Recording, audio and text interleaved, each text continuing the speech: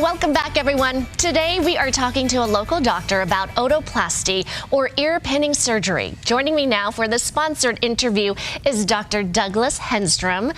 Thank you so much for being here. It's a pleasure to be back again. Good things, Utah. Okay, so ear pinning surgery, I think this is such a meaningful one. I've reported on kids being bullied, and this type of surgery can be life-changing. It really can. This is one of the features of the face that can be something that other kids pick out and pick on another kid about. We'll hear about that all the time. Fortunately, I think that's declining, but there's still problems with it. But this can affect young children, this can affect teenagers, this can affect adults, and we do the surgery on people of all ages. Is this a common surgery that kids and adults can have? Yeah, it is. It's something that we do quite frequently.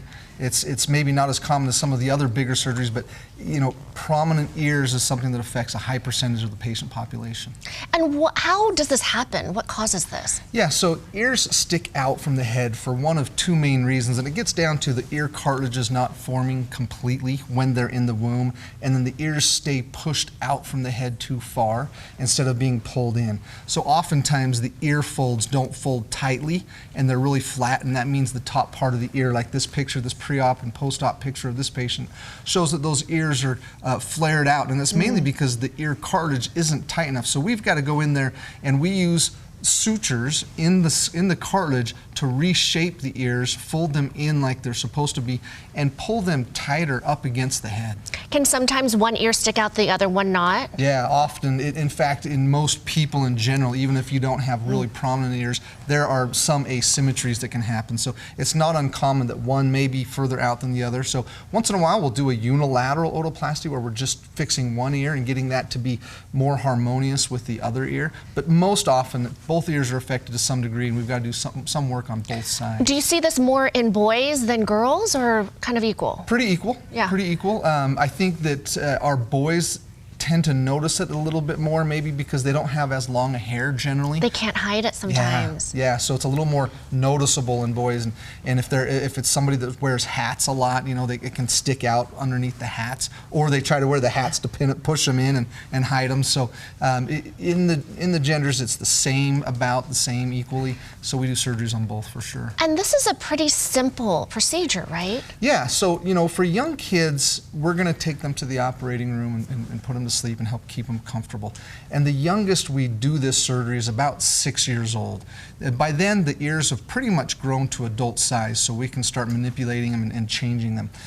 For adults, however, if they can handle us giving them some shots, we'll just do it in our procedure rooms at either one of our offices in Draper or Layton, and we can do this under a local anesthetic and get it done with them awake, and so they don't have to worry about waking up from an anesthetic, and we can take care of it that way. I want you to share with the viewers what this surgery can mean for these patients.